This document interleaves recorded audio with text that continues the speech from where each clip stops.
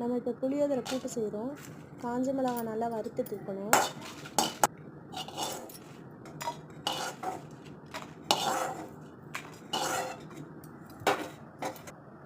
கொஞ்சம் வெந்தயம், கொஞ்சம் வரமல்லி, கொஞ்சம் உளுந்தம்பருப்பு இதையும் நல்லா வறுத்து எடுத்துக்கணும்.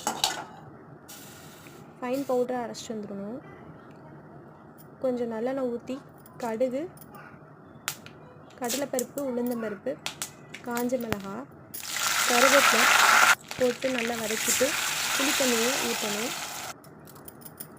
மஞ்சப்பொடி, உப்பு, பெருங்காயத்தூள் இது மூணும் ஆட் பண்ணிக்கணும். தட்டு போட்டு மூடி வச்சிடணும் கொஞ்ச நேரம். இப்போ நம்ம அரைச்ச பவுட்ரு அப்படியே ஆட் பண்ணிடணும். நல்லா கெட்டியாக வரும்போது நம்ம ஸ்டவ் ஆஃப் பண்ணிடலாம். அவ்வளோதான், புளிக்கூட்டு ரெடி.